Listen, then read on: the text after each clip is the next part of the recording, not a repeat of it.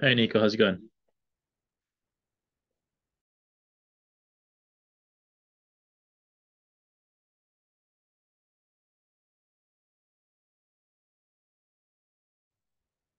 Hey, Enrique. Hey, how's it going? Good. How are you? Oh, good.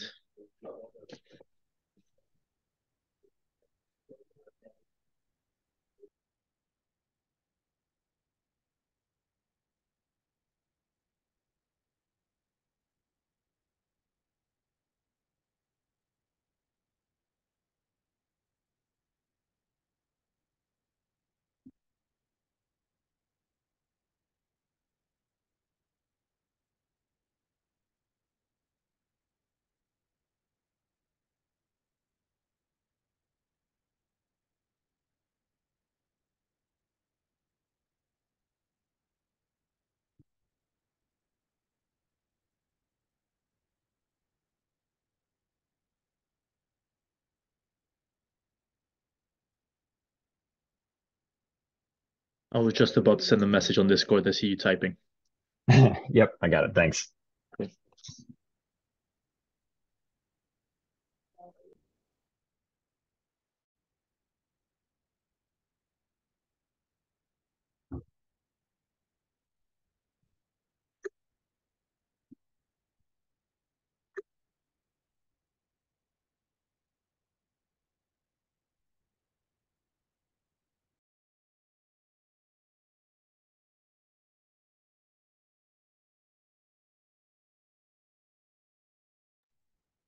Well, if nobody else joins, this might be a quick call.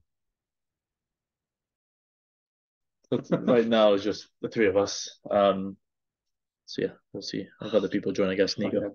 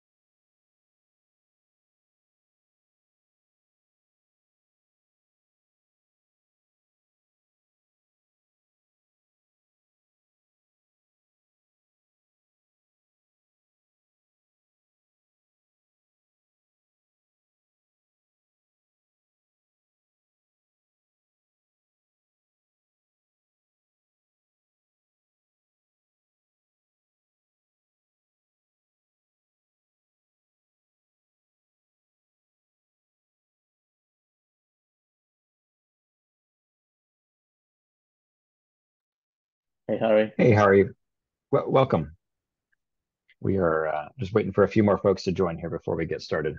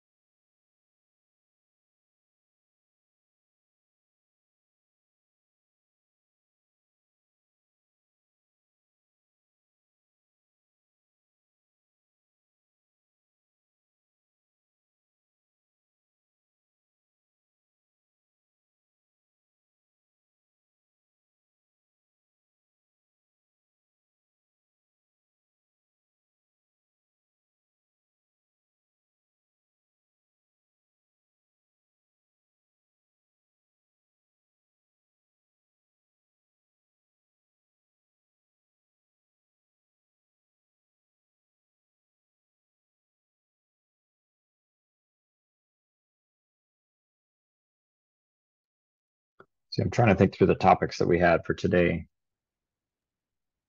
Yeah, so I think it was Peter doing the EIP 712. I think you were going to show some diagrams of event streams, and then Matt Whitehead wanted to discuss a little bit the Ethereum RPC methods that we use today. Okay.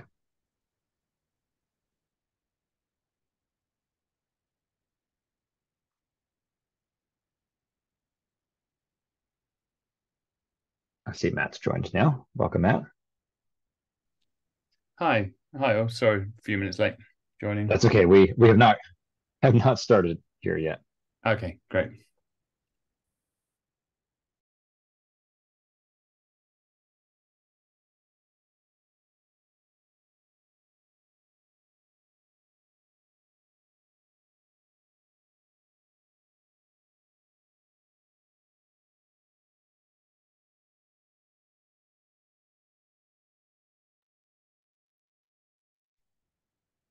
Yeah, I guess we could 7 minutes after here. I guess we could make the call. So Peter has not joined, so I guess we probably won't hear about EIP 712. Is it worth covering the other two topics, or should we wait till next time? What do you guys? How do each of you feel? Just pop online. Probably he's the person that has most of the opinion right now. Matt, do you want to talk about the EVM Connect methods? Yeah, I'm very happy to. So what I did was just put a couple of very, very basic slides together to serve as a discussion point. I suspect the outcome of that will be potentially I'll raise an issue, but with a bit of detail on about what maybe was discussed on this or one of the calls. Do you want me to just kind of go over that briefly, and then I don't think it will take up a huge amount of time on the call, but anyone listening back to it can then chip in with comments on Discord. Yeah, I think that's fine, and I can do the same for the event streams topic too. We can go through it. We'll present. It'll be recorded, and if anybody's interested, go back later and watch the recording. So that sounds good. Sure. Sounds good. So I will go ahead and kick us off. I don't have an agenda page for today because the Confluence instance was down the other day. It ran out of disk space when I went to go create the page. So we'll try to create that retroactively. But normally I would share the Hyperledger Code of Conduct and antitrust policy. Those are linked on all of our other agenda pages if you are interested in them. And just as a quick disclaimer, this is a public call and it is being recorded. And we need to abide by that antitrust policy and code of conduct. So that's just kind of some quick housekeeping things before we jump in. Also wanted to introduce Enrique Lacal. He's been very active in the community, so many people may have met him already, but Enrique is taking a more active role in the open source community of FireFly, and I've actually asked him to run today's community call. So this is sort of my handing off point of introducing Enrique and turning it over to him to take us through the topics for today's call. And thank you very much, Enrique. Just thank you for all of your involvement and contributions, and happy to have you kind of stepping into more of a community leadership role within the FireFly community. Welcome, and I'll turn it over to you now. Cheers, Nico. Yeah, really enjoying it so far. Hopefully a lot of you have met on Discord answering questions or through issues on FireFly, and looking forward to meeting more people. So I managed to copy the meeting invite in the end, Nico. The agenda for today, it should be on the Hyperledger wiki. I'll share it on the chat for anyone that wants to take a look or edit or add anything. I think today one of the topics, maybe we'll start with Matt today. I think he wants to chat a little bit about the RPC methods that we use in the EVM Connect layer, and how the different node implementations or different clients might have different methods, and how these change over time, and how we adapt as a community to those updates. And I think he has a few slides on how we could potentially go ahead with that. So Matt, do you want to kick us off? Yeah, sure. Thank you, Enrique.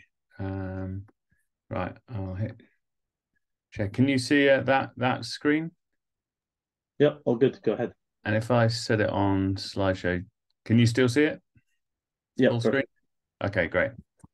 Yeah, so this this was a point that came up recently. So I'm a maintainer on another open source project, the Besu Ethereum client, and this partly came out of the fact that one of the things I did in the Besu community was to add a new Ethereum JSON RPC method, actually the one that's sort of bang in the middle of the slide, ETH get block receipts, which is a JSON RPC method which allows you to make a call to get all of the receipts for a given block in a single call, where before, and this is the case in FireFly today, you first get the block, you get all the transactions, and then you go through a for loop, getting the receipt for each transaction. So having done that work in the kind of the Ethereum side of the fence, it made me wonder what different applications that work with chains we're doing around making use of new Ethereum RPC methods when they become available, and specifically what FireFly could do in order to sort of take advantage of this. So I've kind of listed out a few cases where things can vary over time or they can change. So there are a lot of standard Ethereum RPC methods like chain ID and send transaction.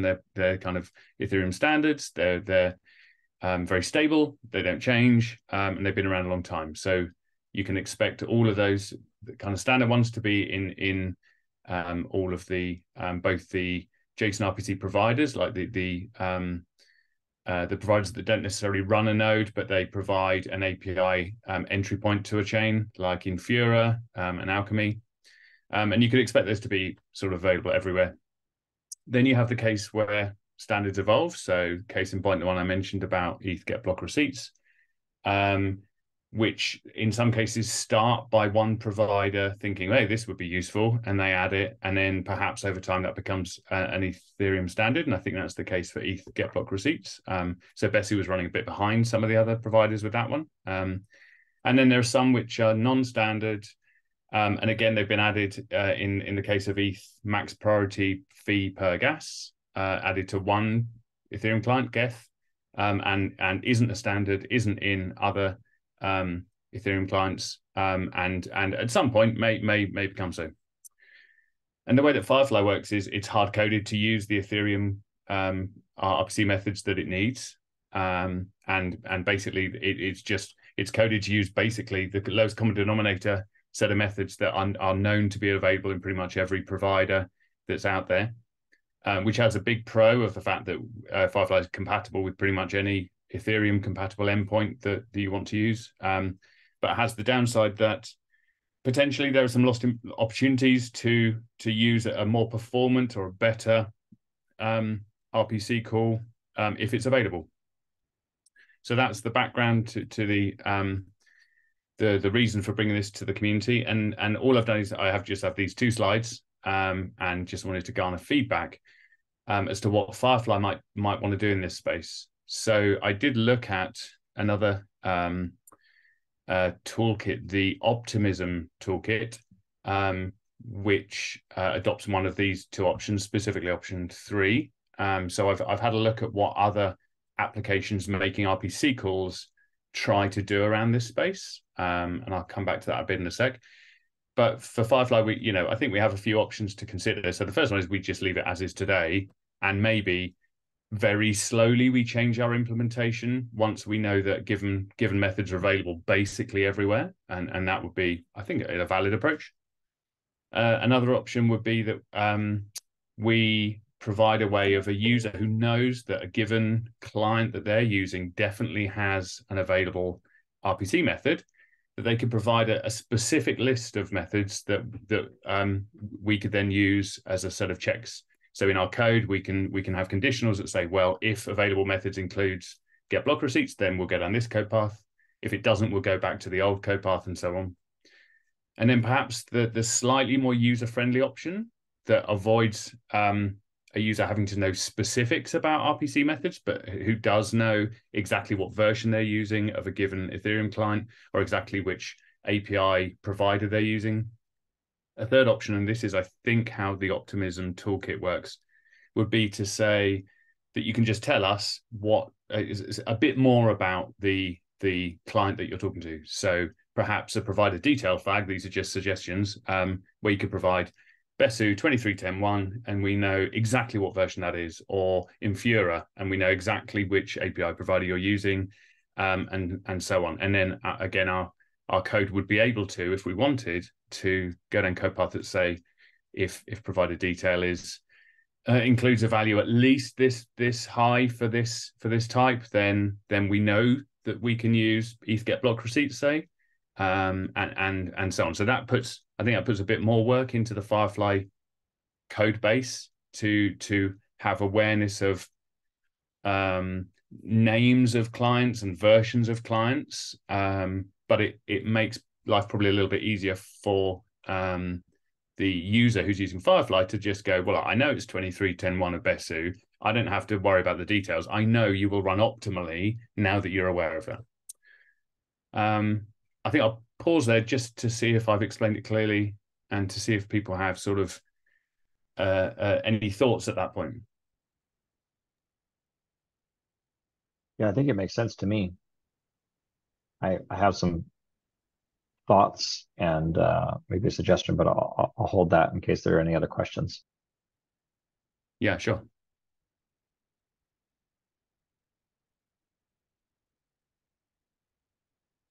I think for the provider detail side of things, I put this slide together pretty much this morning, and I think there would be some questions around whether or not you want a field which is a sort of a alphanumeric field that allows us to do greater than or equal kind of comparisons. So if you're at least at 23.10.1, maybe we separate out the Besu part from the version part, or maybe it goes hand in hand with the -n flag that I've already set there, where we do allow you to specify Besu and Geth, although the use of that today is to actually start Bethu or start Geth, which is why I've kind of given that second example of remote RPC, but I know at the other end of this, it's Besu, 24.10 or something. So one thought is maybe rather than, well, so I guess first a question is, so this, you're showing an ff init command here. I think I would actually be more interested to know like how presumably EVM Connect needs to know this information, right? Yeah, exactly. So I gave it as ff init commands to kind of show what I wanted to talk about initially on this first call was the user experience of the point at which they might interact with this setting. But you're right. I think what would ultimately happen is this would flow down to the EVM Connect configuration. So I think if you to retrospectively apply this to an existing FireFly stack, you would probably just go and update your EVM Connect config. With something sort of related to these values that have come in. Yeah, so I was actually kind of thinking about it from the other way around, like, okay, starting with where does this config need to wind up? Yes, in the EVM Connect config file. So then kind of working my way up, what is the what user experience makes sense to put it there? Right. We actually already have a flag that can be used to pass configuration that will be layered onto the EVM Connect config file that gets generated by the FireFly CLI and merged with it. So I wonder, like a patch? It is a patch, yeah. Okay. And I think it uses a YAML library to basically just munge them together. Okay. And so if anything is specified in so like FireFly CLI generates the EVM Connect config, and then if a certain key exists in there and it also exists in the thing that you pass in, it will be overridden. Okay. Otherwise, it will just be added onto it, if that makes sense. Okay. Yeah. So that might be a way.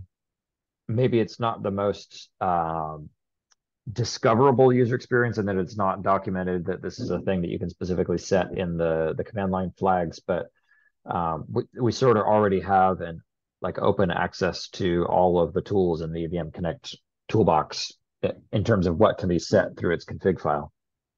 Okay.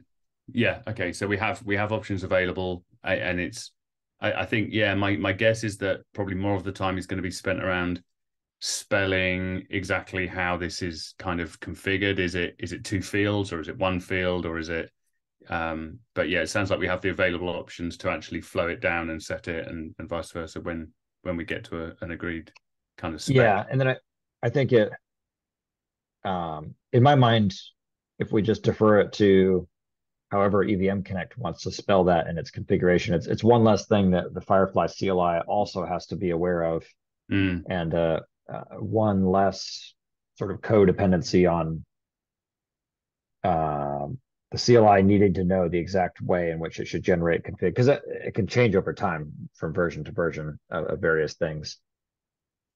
Yeah, absolutely. Yeah, that's a good point. There's actually, I guess, a fourth option which I didn't put in here. I think I thought about it a few weeks ago, and then when I wrote the slides, I forgot about it this morning. I think there's a fourth option, which is that EVM Connect we could just adopt an approach in the code where we try certain methods on, the first time we go through a routine, we kind of have a prioritized list of where we prefer to do it with ETH get block receipts. So what we're going to do is we're going to do a sniff kind of call and see if we get method not allowed. And then we'd fall back permanently for that runtime to the next option down. So I think there is maybe a zero config approach. But I'm not sure what others in the community feel about that. It would mean that every time you start up, you're going to maybe prod the endpoint a few times, and also I'm not sure if all clients return a really consistent error code for method not available. So I'm not sure about the robustness of that, and I don't know if maybe we'd end up with a hybrid where maybe we would try. Maybe we could already today code to try that today, but maybe we allow configuration like one of these options to say, no, that we really know this is available. So don't go through the trial and error approach. Just use this because we know it's available. It does feel we have a second level of specification here. So on the top level, we have whether it's a gas chain or fabric chain, but now we're saying for this specific technology, we're going to branch even more. And also we're going to support different versions of different clients. How do they slot in as FireFly EVM Connect? So FireFly EVM Connect is quite generic, work with all the EVM chains. Now we're saying one way is still keep it generic, but it can discover different chain functions. Therefore, it can be more performant in some situations, which is what Matt said at the last. The other option is, as we listed in here, to make it like client aware for different protocols and different flavor of blockchains. It does feel that is more cost as you need to maintain a list of mappings somewhere, and then but it also means if there are some developers really focus on one version of BES or one specific chain, they can write their own repo and slot it in. So each have pros and cons. My gut feeling is maybe we should start with not specifying that list until we find there's loads of people try to contribute to different flavors of chains. Yeah, I feel the same way. I feel like the good thing about the EVM Connect layer or the Fabric Connect layer is that they're generic, right? If you look at the README of EVM Connect, they're like, oh, these are the RPC methods that needs to be available on chain. Yeah. Most of them are EVM standard methods. So introducing versioning for me seems like really complex, where you have to know so much knowledge about that specific version of like that technology. But as you say, Chang, I like the idea that no config for a sniff test through config, and then if someone wants to be really performant, they can modify it and specify specific methods or extra configuration to make that specific layer super performant, right?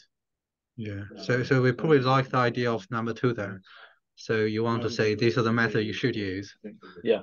As a EVM config, maybe to just save the effort of discovery in the first I think place. they're both things, right? Yeah. For me, it's by default or through a specific flag, you can ask it to sniff test, and we know about a few methods that are made into the EVM standard, and then they can specify more methods. But my worry is that sometimes the thing that I don't know how you map it is, we know that if block receipts, if you put if block receipts today, we know where to use that, right?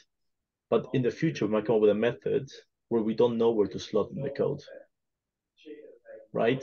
How do you map? We need to, the EVM connector needs to know what that method is in order to know where to use it. Yeah. So this list of methods needs to be known before for EVM Connect to know where to use it. Yeah. Yeah. That's the only thing I'm thinking about, is how you keep that map. Yeah, I think if that was the case, I think what you would have is, you know, the next version of FireFly, for example, it could support an available methods list which has 2 things in it, and we would code to use any of those that you set, but not use them if you don't set them. So yeah, we'd have to make the code that uses the new method aware of it at the same time that we add it as a valid available methods option. So yeah, I think you're right. Those have to go in step. I do think that I think I broadly agree that option 2 is the cleanest in many respects, in that it avoids having to come up with a spelling for, you know, this sort of pseudo provider detail thing, which is both the name of an Ethereum client and a version, or maybe not a version for a SaaS provider like Infura. It's just the name. And I do think there's the potential for more maintenance headaches for the FireFly code base going with option 3 a little. So and there's kind of a benefit that available methods, it's possible that a method gets removed in the future that was available and then isn't. I think available methods is a bit easier to go, no, these are the precise ones to use out of the optional list, not inferred from a given version. Yeah, and you still have this problem where with the available methods, your code is always like chasing the latest version of those methods available, right? So when new methods introduced, we need to go and update the code and say, oh, this new method and where we can use it in the code. What would be nice, I don't know if this exists, is to have a category of where you can use those methods. But I feel like they're so specific that you need to encode into each connector specific knowledge of how to use that method.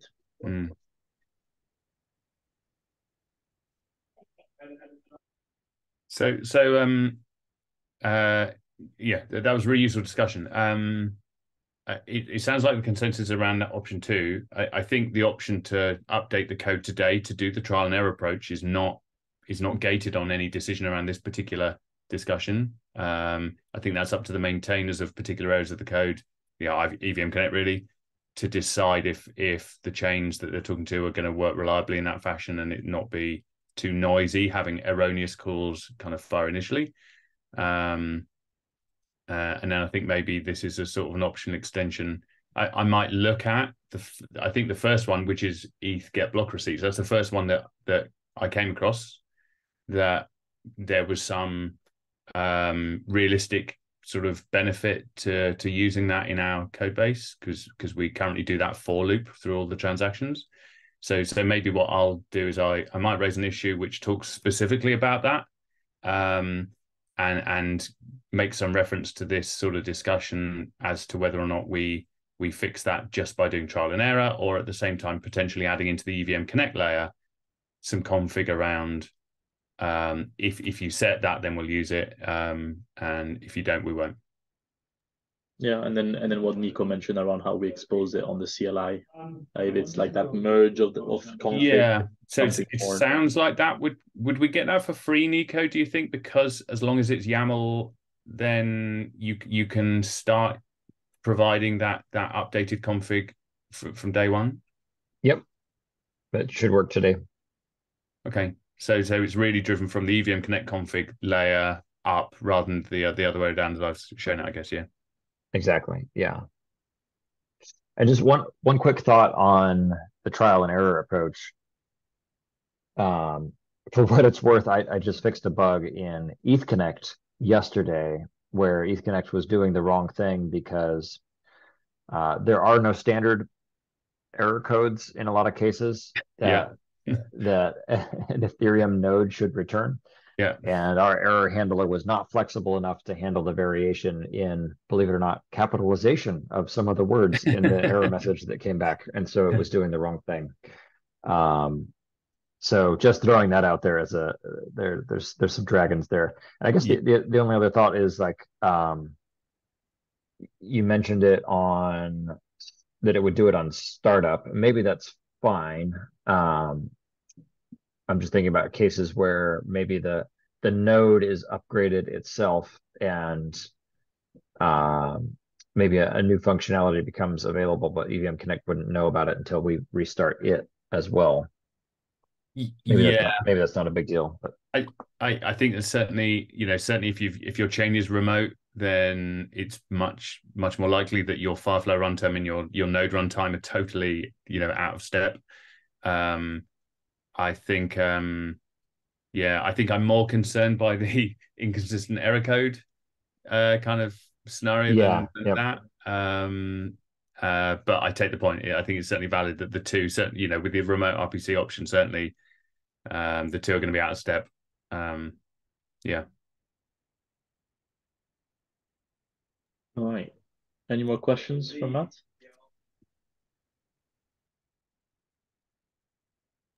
Okay, thanks, Matt, for presenting. I guess the next step would be to raise an issue on that, and then we can just have a discussion in an issue on the board. Sure. Thanks, everyone. Thanks, Matt. All right, I think the next topic that we have is Nico. I think he's prepared a set of diagrams to explain the existing features that we have in FireFly around event streams. So over to you, Nico. Sure. Yeah, I'm going to share my screen here real quick. Okay, so a question came up in Discord today about, hey, are you going to release a new version of FireFly? Because there's a lot of stuff in it that hasn't been released yet. And the answer is yes, we are. And that is my top priority right now, is to get 1.3 finished. So what is required to get there? We have a couple of PRs that we really want in there that add some either lay some groundwork for some upcoming features that will be in future versions or that sort of thing. So trying to finish up a few of these. One of them is 14.18 here that needs a little bit of work and some discussion amongst the maintainers. But the one that I want to talk about today is this draft PR.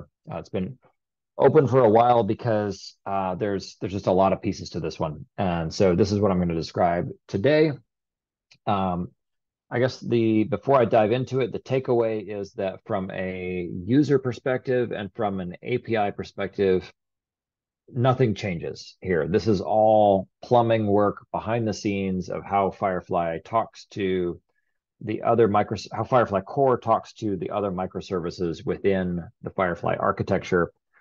This is something that people who are deploying FireFly, configuring it, cloud engineers, that sort of thing, who are maintaining FireFly infrastructure in production, this is something they should be aware of, though. So I wanted to take some time to call it out specifically, to talk about the changes and the impact that. And yes, I realize the tests are not passing, and I'm working on that. That's why this is still in a draft PR. So just for some quick background, I think I'm not going to show a demo on this because if all goes according to plan, it will work exactly the way it always works from the user perspective, as I described. But so I think a few pictures are actually the best way to describe these changes. So today, if you have a FireFly core runtime that has multiple namespaces configured, and say for the sake of the argument, both of those namespaces are configured to use the same blockchain plugin. So this could be a case where I have, I have one chain and I have sort of two different apps running, and I have a namespace for each app, or maybe I have two different teams that are accessing my FireFly core runtime, and they're both accessing. We want to segregate the data between them. So we've used two different namespaces to separate those. But they use the same blockchain plugin. This means that they're going to be talking to the same blockchain connector. If this is Ethereum, so they'd be talking to the same EVM Connect instance. The way this works today in the code is that there's one blockchain plugin that gets initiated, and both namespaces in the namespace manager have the pointer to the same blockchain plugin instance. Okay. So then what happens is when this thing starts up, it has a configured topic. There's a topic config field in the FireFly core config file, and it creates what we call an event stream to the blockchain connector. Just for a bit of background, an event stream is the ordered stream of events that are coming off of the chain. So as your smart contract is executing and as it is emitting events from those contracts, it orders them in the event stream and then sends those. That's how FireFly core receives all those events through a WebSocket that is a connection between the blockchain plugin code and the blockchain connector. Okay, so the takeaway here is that today, if you have one blockchain plugin, you have one event stream and one WebSocket connection that deliver all those events, regardless of how many namespaces you have configured in front of that. And so FireFly core is on a journey toward full active high availability. And there are a few places in the code where we just need to continue to break things out. And this is a big one that will be an issue. And so we're tackling it now ahead of the main active work, which is some of that has started in parallel. But this is a prerequisite to that. Additionally, this could end up in situations where if you have multiple namespaces sharing the same event stream today, it's possible that one could end up blocking the other, and that could be problematic. And so that's the big thing that we're trying to fix or improve today in the code that could be an immediate benefit even ahead of the active work. I'll pause there to make sure if anybody has any questions on just how things work today in FireFly 1.2.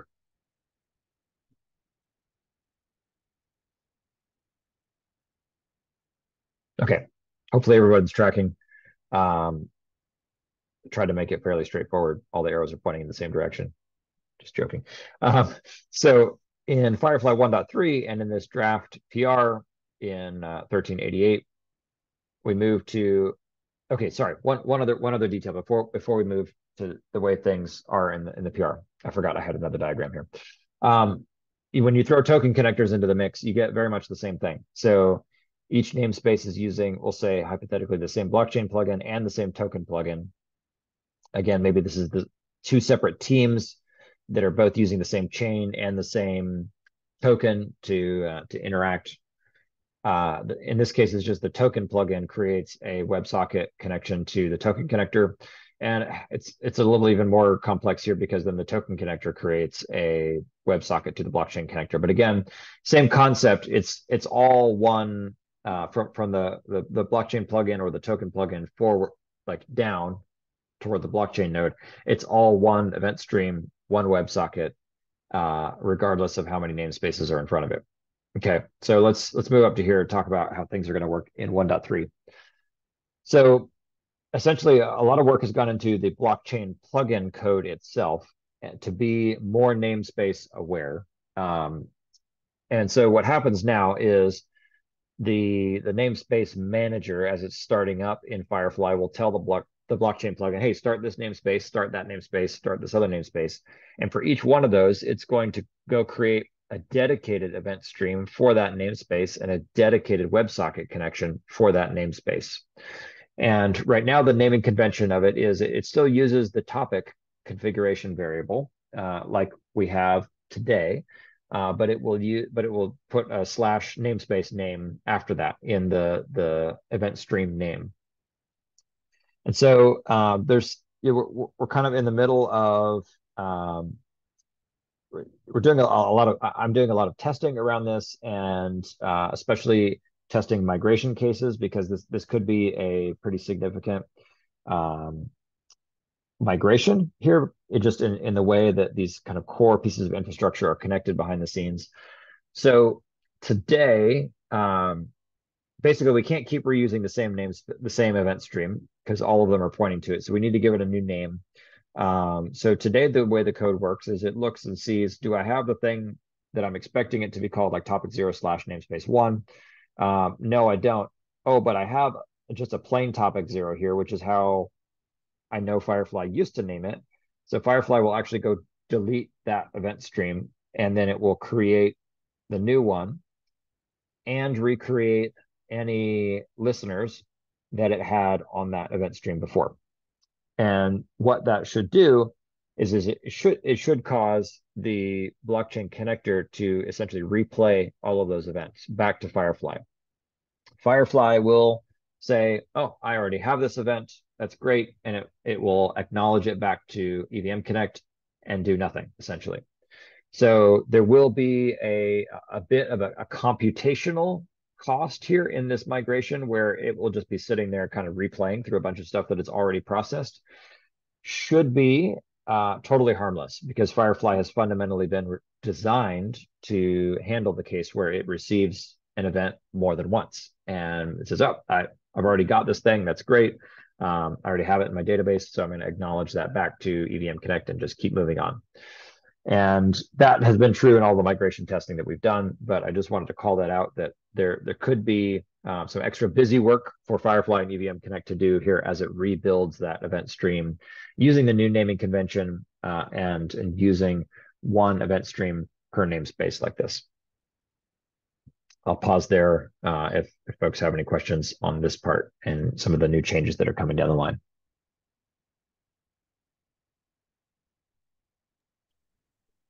I got a question, Nico. Sure. Does this expose more features for example, subscriptions for each namespace, for like filtering over specific events? So, for example, when we had multiple namespaces using the same event streams, were there any limitations around how configurable subscriptions would be? So this, if we're looking at this PR here, 1388, this does not introduce any new configuration options for subscriptions. However, if we do go back one and look at 1418, this one does. And this one still needs, honestly, this should be in draft probably as well. Because this is like this PR, in fact, I'm just going to do that right now. It was really made, I was having a conversation with Peter a couple weeks ago and Andrew, and they're like, hey, we really need to be able to subscribe to multiple event signatures in the same subscription and have them ordered together. And so this PR was like what we would call like a straw man of like, okay, here is a way that I think does that. Now that we have some code, let's look at it and find all the reasons why we don't like the way this is and figure out how we actually think it should be. So this PR does introduce some more options there for listening to different types of events, perhaps on different contracts and that sort of thing. Not ready to really talk about this one in detail, because I think it still needs a design discussion and some whiteboarding and some back and forth. But hopefully that answers your question. Okay, so they're not related to that. They're not specifically related, yeah. Okay, sounds good. Thanks. Yep. Okay, so once again, I try to just draw these diagrams simply and kind of build up from here. So when we throw token connectors into the mix, again, we have two namespaces using the same blockchain plugin and same token connector, same token plugin. In this case, the token plugins are now also aware of the ability to start a namespace. The token plugin will also create a dedicated WebSocket. Sorry, this really should say dedicated WebSockets, because the token connector here is actually the thing that's managing the event streams. So that's up here. So each namespace is going to get their own WebSocket connection to the token connector, and each namespace is going to get their own WebSocket connection and event stream to the blockchain connector. Additionally, there was some extra work to do here because you could also have multiple runtimes, multiple Firefly core runtimes talking to this token connector, and that will happen probably in certain cases. It will definitely happen when we move to active HA, and so the token connector has to cope with multiple Firefly core runtimes connecting to it as well. So it can have many clients per namespace. It will only create one WebSocket connection per namespace to the blockchain connector, though. And what happens is if all the clients for a specific namespace disconnect, then it will disconnect for that specific namespace here and stop processing events for that namespace from the blockchain connector there. So that's kind of how token connectors work once you throw that in the mix. FireFly also now sends a start command per namespace to begin receiving events from the token connector. Previously, it was just like it would just connect, and then all of a sudden events would just start flowing through. And the token connector would, another key change here is that the token connector would previously create the event stream preemptively because it knew what it should call it based on all of its environment variables. It will now prefix things with postfix things rather with the / namespace like the blockchain plugin, and it will only actually check to see if it should create those after someone has connected to it and told it that it wants to start consuming events. So it does that kind of in real time. That's because the token connector is stateless, so it doesn't remember which namespaces it has been told about in the past. So when you connect to it, you tell it, hey, I'm interested in this namespace. And it goes, okay, let me go check to see if we got an event stream. Oh, no, we don't. All right, let me create it. Oh, we do? Okay, great. I'll reuse that one. And it connects its WebSocket and starts consuming events there. So that's what it looks like with token connectors thrown in the mix too. I'm, like I said, still doing a lot of migration testing. The PRs to update the token connectors are open and pending review. And so all this stuff is sort of still out there. If you're curious and want to go read about it, you could do that. Or if you want to leave feedback on it, it's up there. But just wanted to give folks an overview of some of the behind the scenes plumbing changes that are coming in 1.3. And if you're a cloud engineer operating FireFly in a production environment, it's definitely something to be aware of in terms of kind of what's going to go on behind the scenes in the migration when you upgrade from 1.2 to 1.3. That was all I had to share on that topic. I will take any questions that people have on this now, or we can open it up for general discussion too if we want.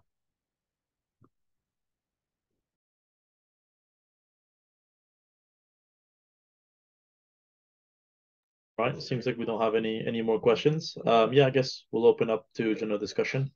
If anyone wants to raise anything else, I think we got 10 minutes left to discuss whatever people feel like they want to chat about.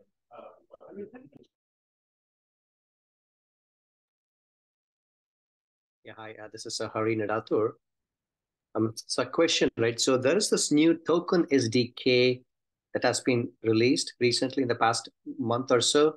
So how do you see that working or being alongside with FireFly's token connector? Hey, Hari, thanks. Which token SDK is that? I'm not familiar with that one. Yeah, let me quickly look it up. Just give me a second. I'm also not familiar with it, so yeah, I'd be keen to know. So it's basically it's a Hyperledger Fabric token SDK. Gotcha. So, okay. Yeah. So my question specifically is, that provides its own like a REST API access. You can perform the standard operations like transfer and so on. So given that now FireFly, I know you provide it's kind of, I see it as a middleware as such, right, for any blockchain. So how do you see this kind of working alongside with such token SDKs? specific to, in this case, in Hyperledger Fabric? Yeah, so as of today, no one has implemented a token connector for FireFly with Hyperledger Fabric. It sounds like from what you're describing that this token SDK is it a microservice that runs on its own, or is it a library that you It's include just in something it's else? the Go language based, I guess, libraries, not like a microservice as such. Okay. So in theory, somebody could probably take that and build a token connector as long as it implements the FF tokens API, may be able to build a token connector for Fabric with that SDK. That might be interesting.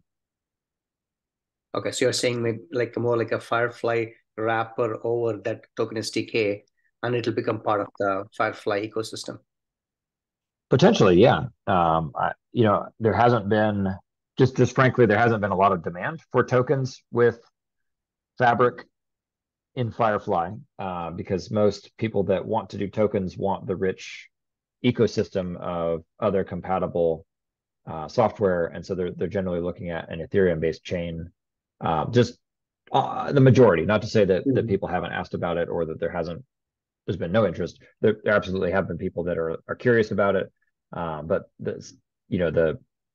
the main focus up to this point has been around primarily tokens with Ethereum. But this is certainly an area that could be enhanced in the project for sure. All right, thank you.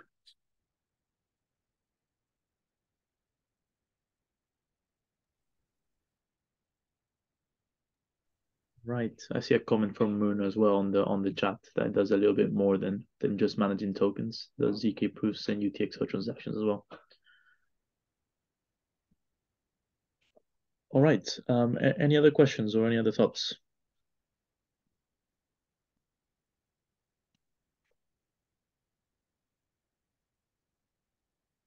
Okay. So if there's nothing else, thank you so much for the presenters today. That was really good discussion, and I think we'll end the call there.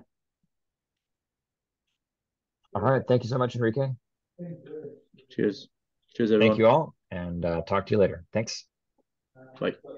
Bye.